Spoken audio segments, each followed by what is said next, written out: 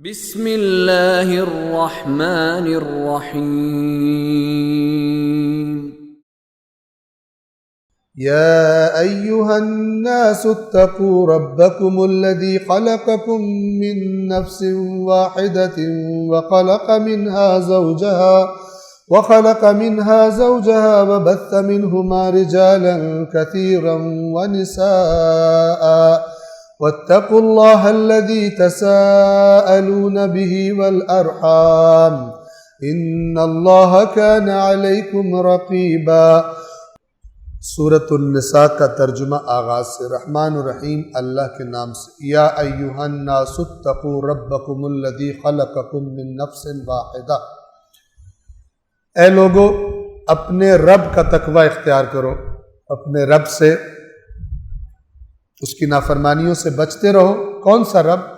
الذی خلقکم من نفس واحدہ، جس نے تمہیں نفس واحدہ سے خلق کیا، ایک نفس سے خلق کیا، یعنی سب سے پہلے کس کی تخلیق ہوئی؟ حضرت آدم علیہ السلام، ابو البشر۔ جتنے بھی انسان ہیں اس کائنات میں، یعنی اس انسانی شکل میں جو آئے ہیں، یہ سب کے سب کس کی اولاد ہیں؟ حضرت آدم علیہ السلام کی اولاد۔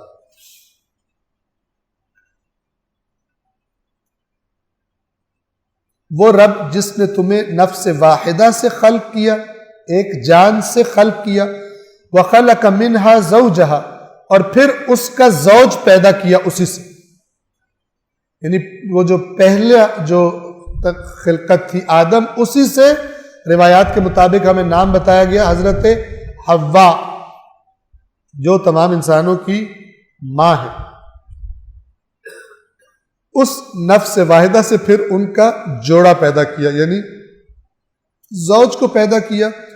وَبَثَّ مِنْهُمَا رِجَالًا كَثِيرًا وَنِسَاءً، اور پھر ان دونوں سے بہت زیادہ مرد اور عورتیں پھیلا دی، یعنی اس کی نسل آدم کی سے اور مرد اور عورتیں بنا دی، پھیلا دی۔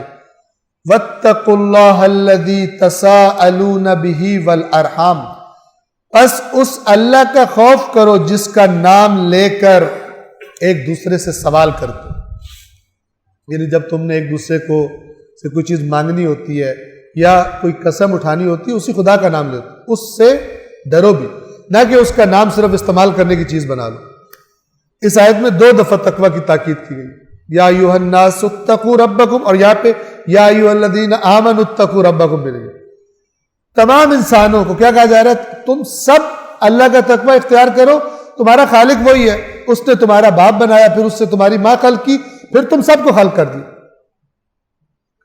اس کا تقوی اختیار کرو جس کا نام لے کر تم ایک دوسرے سے سوال کرتے ہو، والارحام، اور قرابت داروں کے بارے میں بھی تقوی اختیار کرو۔ اب یہاں پہ اللہ نے کہا واتقوا اللہ والارحام، اللہ کے بارے میں احتیاط کرو، اور دوسرا تقوی کس کے بارے میں ہے؟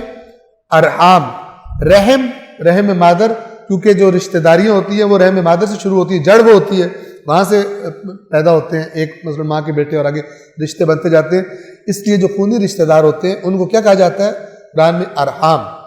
صلہ رحم یعنی جوڑنا، رحم کو جوڑنا، یعنی جو رشتہ اللہ نے بنایا ہے اس رشتے کو جوڑے رکھنا اور تعلقات اپنے صحیح رکھنا، احسان کرنا ان کے ساتھ۔ تو یہاں پہ صلہ رحمی کی اہمیت واضح ہوتی ہے کہ اللہ کے تقوی کے ساتھ، یعنی اللہ سے کے بارے میں احتیاط کرو اور اپنے رشتہ داروں کے بارے میں احتیاط کرو۔ ان اللہ کان علیکم رقیبا، یقیناً اللہ تم پر نگران ہے۔ رقیب مراقبہ سے ہے، ٹھیک ہے؟